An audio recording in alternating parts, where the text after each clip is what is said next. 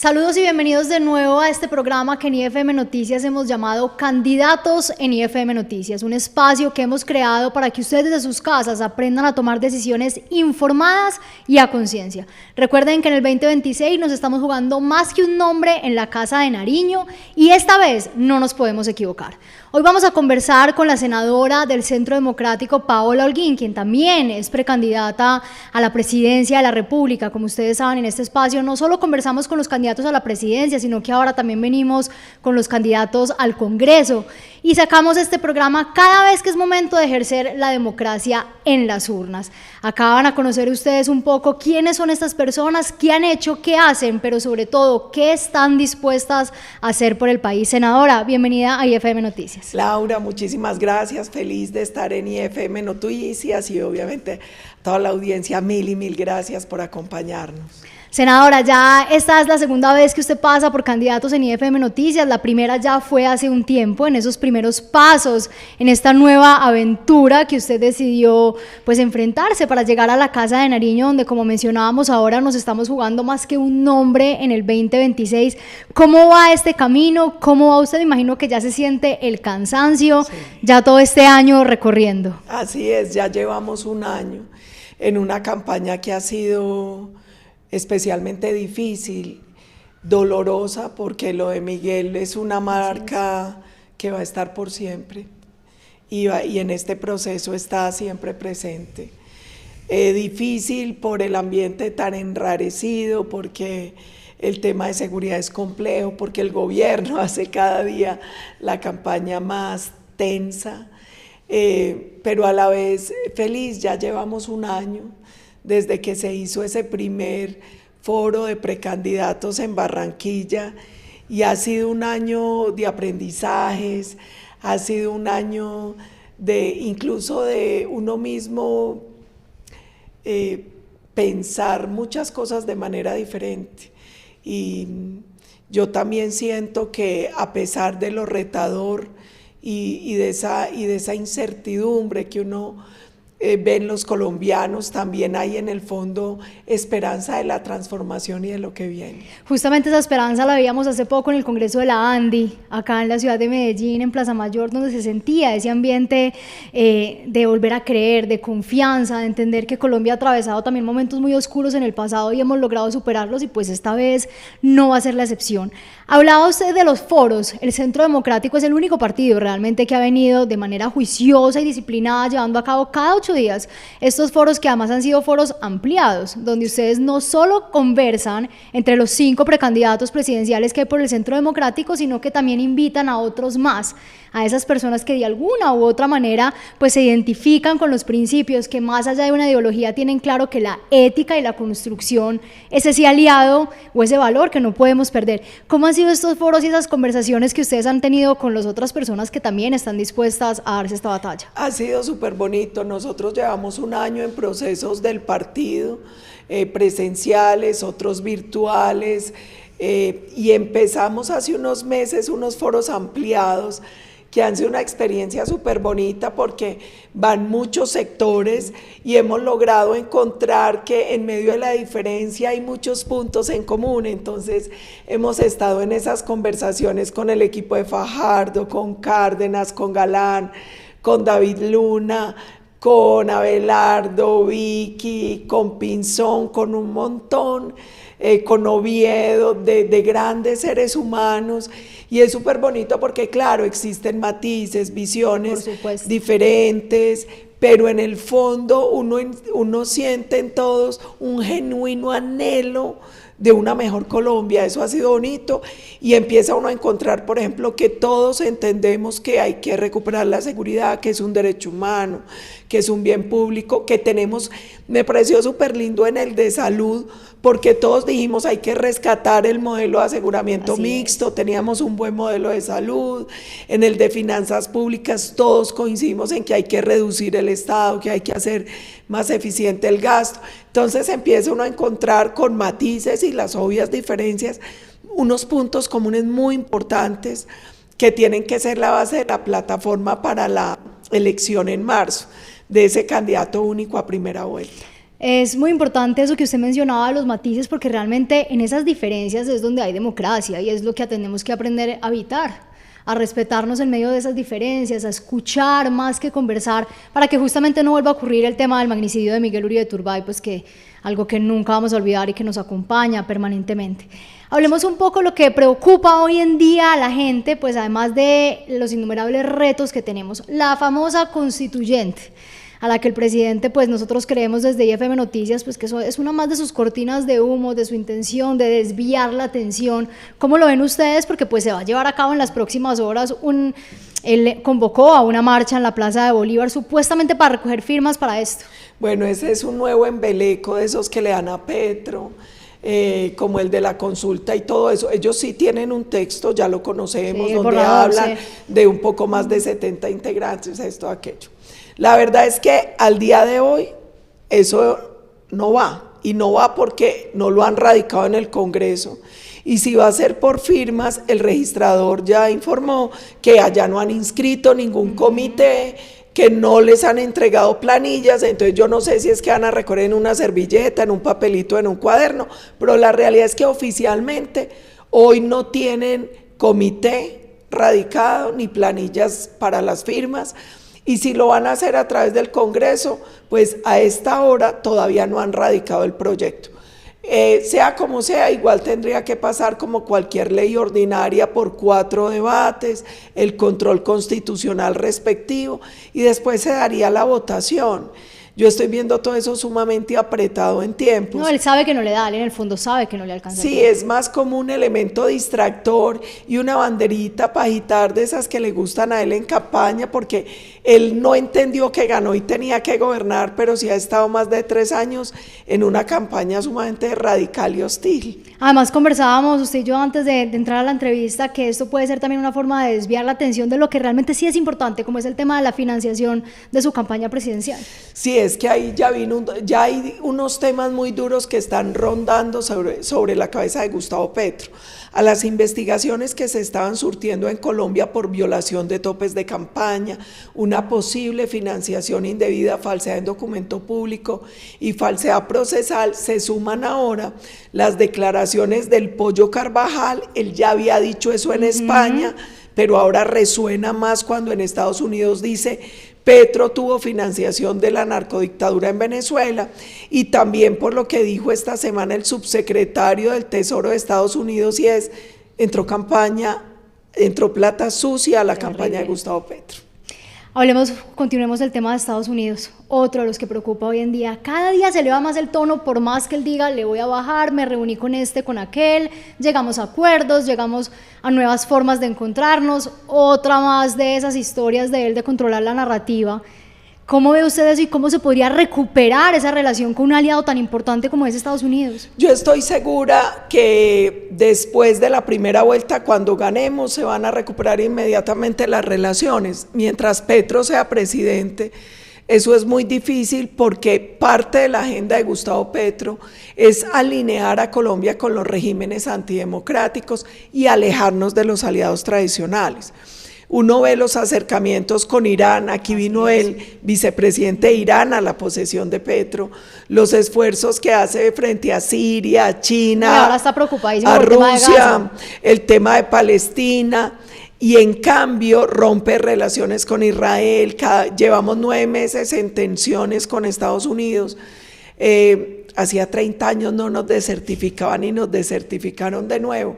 Entonces aquí la realidad es que eso es parte de la agenda, por eso yo creo que va a ser imposible mejorar las relaciones. Lo que sí siento que ha sido útil y tenemos que mantener es esa diplomacia paralela, donde políticos, congresistas, los sectores gremiales, hemos logrado mantener una conversación con el gobierno de Estados Unidos para explicarles que la postura de Gustavo Petro no es la postura de la nación, que los colombianos y el Congreso tenemos un compromiso en el combate al narcotráfico, en el combate al terrorismo, que entendemos a Estados Unidos como un fuertísimo aliado económico en temas de seguridad, en temas humanitarios, esa diplomacia ha servido, no sé hasta cuándo nos vaya a servir, porque cada vez es más difícil controlar el hostigamiento de Petro hacia la administración Trump.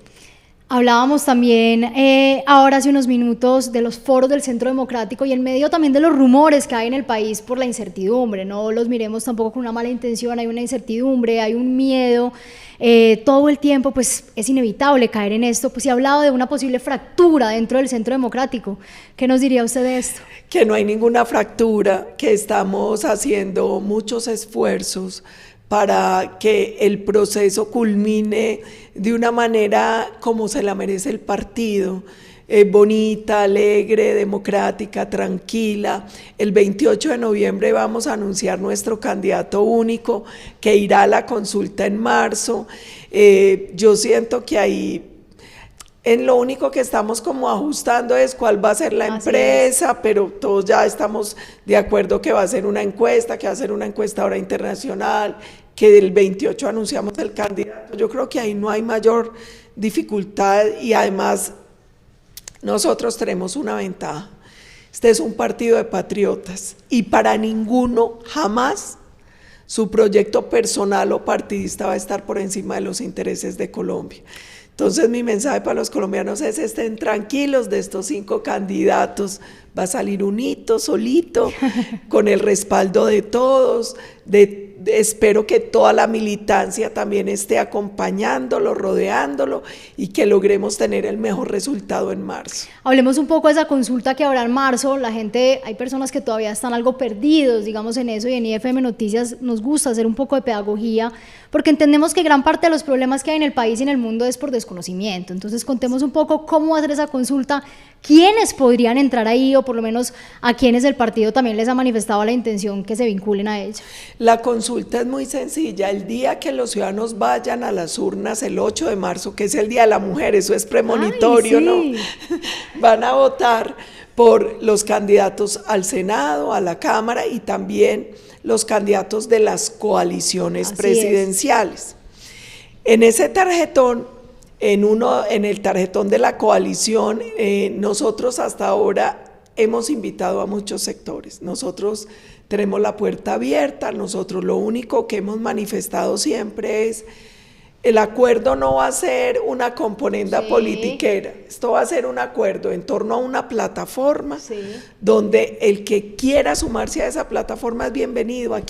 Aquí a nadie le vamos a cerrar la puerta ni lo vamos a estigmatizar, pero sí entra el que se comprometa con esa plataforma, que para nosotros es vinculante, y muchas personas han ido acercándose y yo creo que las conversaciones han permitido construir confianza, y yo estoy convencida que va a ser una consulta muy amplia, muy democrática, y que va a ser una gran emulación, porque seguramente quien gane esa consulta en marzo de nuestro bloque va a ser el próximo presidente. Senadora, hablemos un poco de los jóvenes que preocupan también hoy en día. Los estamos sacando, no los estamos poniendo en el centro de las decisiones. Ellos no son solo el futuro, son el presente de este país. El fin de semana tuvimos la elección de los consejos juveniles. De 11 millones y pico habilitados, votaron menos de 2. Sabemos que son un poco más de las pasadas, pero sigue siendo muy poco, muy alta esa abstención.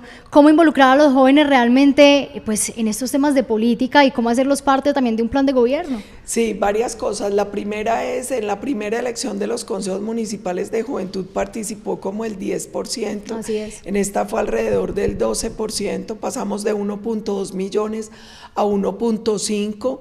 Para nosotros como partido el resultado fue muy positivo porque crecimos mucho en votos y en número de representantes. Lo de Bogotá fue maravilloso, barrimos en 11 de las 20 localidades. Sin embargo, este resultado yo creo que se debe a un reciente informe de la OCDE.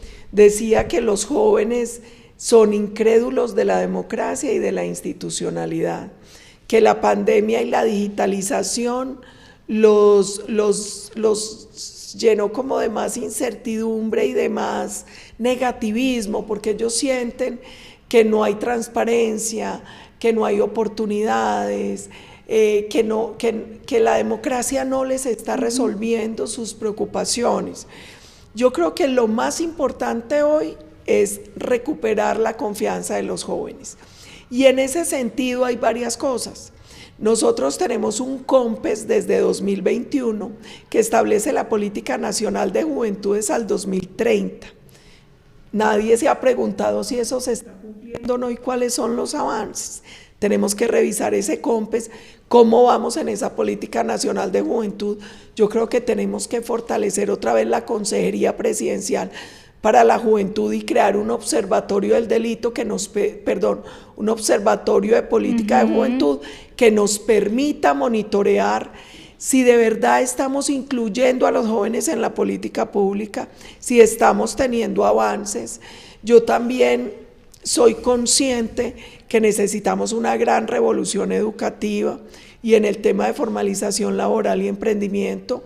Nosotros somos uno de los países de América Latina con más startups creadas por menores de 35 años. Ahí hay una oportunidad gigantesca, pero nos ha faltado escucharlos más, ser más audaces. Sí, creo que les hemos fallado a los jóvenes, pero hay tiempo. Pero ellos también a ratos le han fallado a Colombia, ¿sabes? Yo creo que aquí hay un tema de responsabilidad compartida, pero yo creo en ellos, creo en esa fuerza vital que ellos representan. Y lo que pienso es que esta coyuntura, ellos vienen de un tema muy complejo, y es que muchos jóvenes fueron instrumentalizados por el gobierno en lo que se llamó estallido social. Y muchos de esos jóvenes participaron de unas protestas violentas, donde ellos no se dieron cuenta que era parte de un plan macabro con fines electorales, donde los hicieron salir a acabar con las ciudades porque les iban a condonar la deuda en el ICETEX y les quitaron hasta el subsidio a la cuota, donde los hicieron incendiar el país porque supuestamente no iba a haber corrupción, y sin duda va a pasar a la historia como el gobierno más corrupto de Colombia, donde les dijeron que tenían que protestar contra una reforma tributaria y un alza de 800 pesos en la gasolina, y Petro les pasó la gasolina de 9.000 a 16.000. Yo entiendo el dolor de esos jóvenes y la frustración, porque ellos terminaron siendo víctimas de una gran estafa. Pero lo que les queremos decir es, aquí estamos nosotros, y no van a volver a ser instrumentalizados por nadie.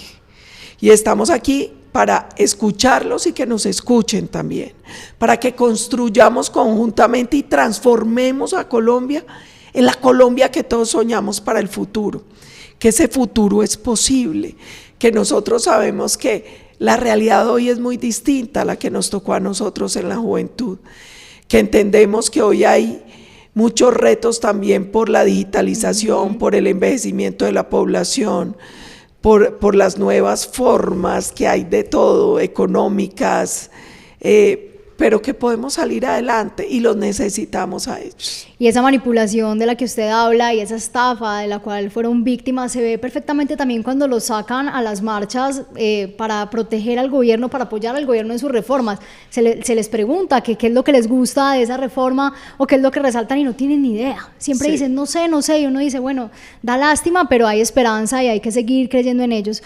Senadora, usted... Y ahí, Laura, perdón que te interrumpa, también hay esperanza en lo siguiente. La Fundación FES hizo una medición y hoy solo el 9% de los jóvenes se percibe de izquierda. La filiación ideológica de los jóvenes ha cambiado muchísimo en los últimos años en Colombia. Y el resultado en estas elecciones de los consejos de la juventud lo demostraron. Y adicionalmente, hoy hay un movimiento que yo amo con todas las fuerzas de mi ser, de jóvenes libertarios, que son jóvenes que están defendiendo la libertad de mercado, que tienen una concepción totalmente diferente del mundo y de la economía. Y yo creo que en este proceso electoral esa revolución se va a evidenciar de cara a lo que viene en la construcción de país. Además de todos estos problemas de seguridad, de educación, de salud, de todo lo que hemos nombrado, hay algo también que preocupa y es el tema de la dignidad, de los roles, de la capacidad y del talento que debe tener un gabinete. Y usted, por ejemplo, decía, no necesitamos activistas, necesitamos gente preparada y técnica para afrontar estos roles. Sí, porque yo creo que lo que está pasando hoy en el gobierno tiene consecuencias muy graves. Primero, yo me pongo en los zapatos de un joven que se sacrificó estudiando, trabajando para sacar una carrera, para sacar un posgrado. Y ahora se da cuenta que estudiar o no estudiar da lo mismo, porque si usted es activista político, pues le puede llegar un cartón por Rappi para usted asumir en el gobierno. O porque usted se da cuenta que aquí al gobierno le importa más el que le lamba, presidente, te amo, yo a ti te amo, que quien técnicamente pueda responder por la cartera. Ver un presidente a veces en estados extraños por sus declaraciones y comportamiento. No, y por los trinos a la 1 de la mañana, por los 3 de la mañana. que no llega a la agenda, todo eso. Colombia tiene que recuperar la dignidad, no solo presidencial, sino la dignidad de todo el que ocupe un cargo público, porque él representa la dignidad de los colombianos. La capacidad técnica, nosotros necesitamos técnicos, no activistas, gente que tome decisiones con criterio, con datos, con conocimiento, y también necesitamos volver a sentir orgullo, porque hoy sentimos vergüenza. Cuando uno ve a la canciller, al presidente, a sus ministros en esos foros internacionales, eso no es Colombia. Ellos no representan a una nación cuyo pueblo es culto, es decente, ha sido reconocido en el mundo. Yo recuerdo que hace tiempo Sabater decía, es que Petro no es Colombia porque el colombiano es totalmente diferente. Nosotros queremos que el nuevo gobierno sí represente esa Colombia que es verdaderamente digna, capaz, competente, decente, y de la que nos hemos sentido siempre tan orgullosos. Y esa misma dignidad también hay que volverse a la fuerza pública, sin duda. Así es. Y a los ministros, mire, uno no necesita un gabinete de yes men, uno de lambones, eso es muy penoso. No necesita un gabinete capaz de controvertir cuando una decisión no es buena o cuando tiene vicios o vacíos jurídicos. Uno necesita que pueda ese gabinete interlocutar con líderes del mundo, con la banca internacional, que al menos tengan visa, pues cosas muy simples. Pero no, y que no salgan a decir que no les importa, porque uno dice, sí, bueno, o sea, ¿de qué estamos hablando? Pero bueno, estamos ya a muy poco de que cese la horrible noche, y yo creo que el gobierno está haciendo algo similar, que puede ser lo único bueno, o de las poquitas cosas que nosotros también lo aprendimos en Medellín con el exalcalde imputado Daniel Quintero, y es que logró unirnos. Mire, por ejemplo, lo que usted mencionaba al principio, ver en esos foros gente que por más matices o diferencias que tengan con uno, pues están dispuestos a darse una batalla por este país y decir, bueno, vamos a recuperar y a construir esto, y eso pues hay que rescatarlo definitivamente. Sí, no, es que yo he dicho, yo le agradezco mucho a Petro que haya ganado, porque yo ya estaba mamada, cada 4 años viene el coco, ya vino, sí. Y mucha gente tenía expectativas por un gobierno de este estilo, un gobierno populista de izquierda, pues el cambio. Sí, el supuesto cambio, pero en reversa, ya lo vimos, ya lo padecimos, pero ¿sabe qué sí me parece chévere? Que él abrió una discusión sobre temas que no discutíamos.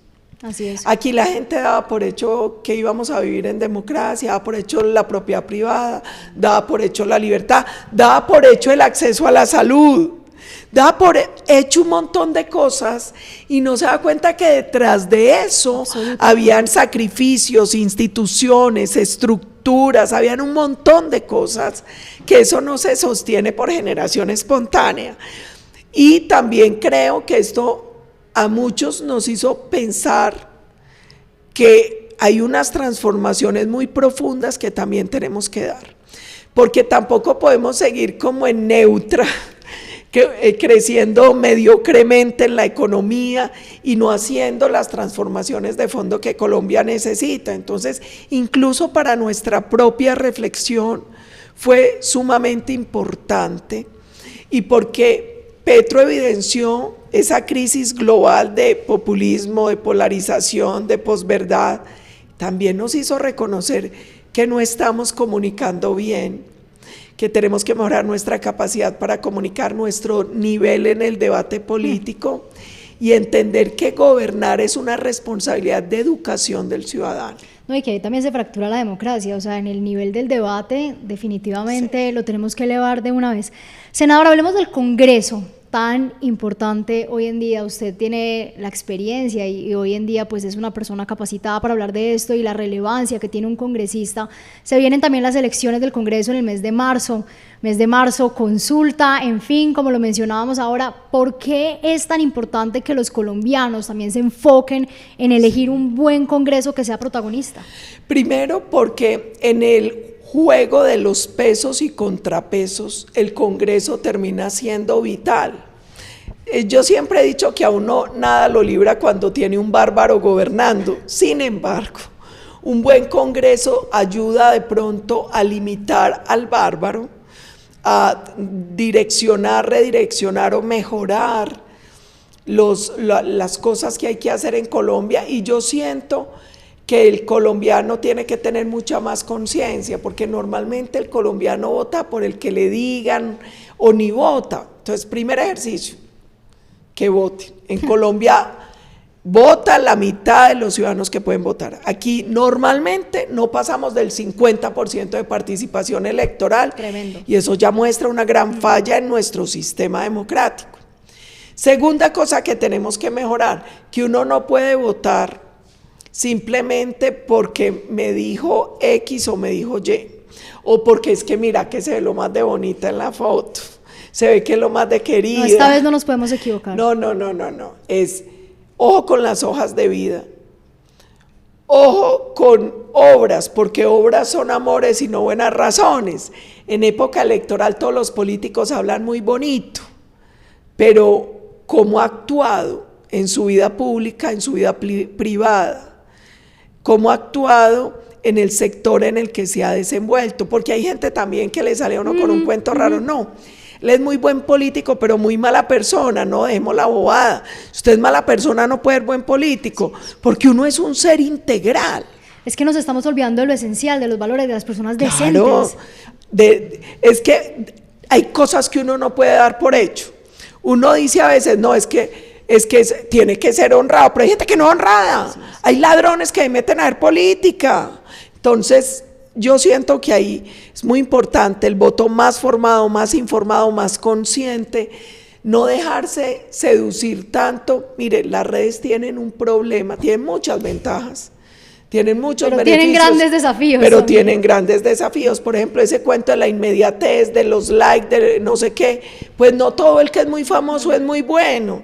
No todo el que tiene más likes es el mejor. Entonces, hay que tener un poquito de criterio y de responsabilidad. Y hay gente que le dice, ay, pues que eso es lo mismo, el que gane es igual. No, siempre puede ser mejor o peor. Y esta es una muestra. Entonces, yo creo que hay que hacer mucha reflexión y en el Congreso ojalá el ciudadano castigue a esos que allá le aprueban todo a Petro y se van a las regiones con discursos antipetristas. Ojalá la gente castigue a los que por prebendas, por puestos, por plata, apoyaron reformas que le hacen daño a Colombia. Ojalá esta vez el ciudadano entienda que el voto es un ejercicio sagrado, porque cuando usted vota le está diciendo a esa persona, y así lo entiendo yo, confío y mi vida y la de mi familia por 4 años la pongo en tus manos. Y así tiene que entenderlo un senador, un representante, un alcalde, un gobernador, un presidente. Cuando el ciudadano se toma la molestia de ir a la urna, buscar el tarjetón, marcar tu nombre, para mí ese es el gesto más grande de amor, de confianza, y eso te tiene que generar una responsabilidad superior frente a esos ciudadanos. En lo que hablaba usted recientemente de la abstención de voto, que preocupa mucho, en IFM Noticias llevamos varios días haciendo un llamado y es el Mundial. El Mundial termina y a los 2 días es la segunda vuelta presidencial. Así que desde IFM Noticias hacemos el llamado maravilloso, ir a apoyar la selección, pero por favor regresen a tiempo. Yo les digo una cosa, a mí me encanta el fútbol y amo mi selección además. No me pregunten de qué partido soy hincha porque mi equipo casi nunca gana. Nos encanta ser virreina. Ya pero... me imagino, el mismo mío además. ¿No es cierto? Sufrimos mucho, pero lo queremos. Pero somos los verdaderos hinchas. Así es. Entonces, Pero hay una cosa clara, cada 4 años hay mundial, desde la casa también se puede ver y apoyar, pero esta elección nos va a definir si vamos a tener patria o no.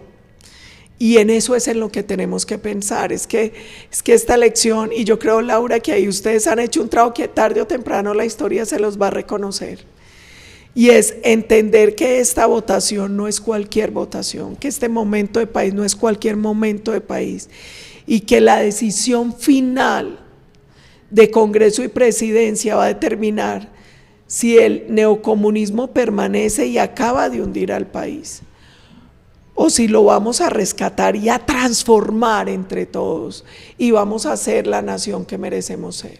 Esa es la decisión. Así es, senadora. Antes de terminar, en IFM Noticias pues hemos tenido algo ya como costumbre que se nos volvió un ritual, y es el tema de generar confianza, de dar esos mensajes de esperanza. Como hemos venido conversando acá, pues es inevitable caer en el miedo, en la incertidumbre, dejarnos llevar por esos discursos del pesimismo, pero no podemos perder la fe.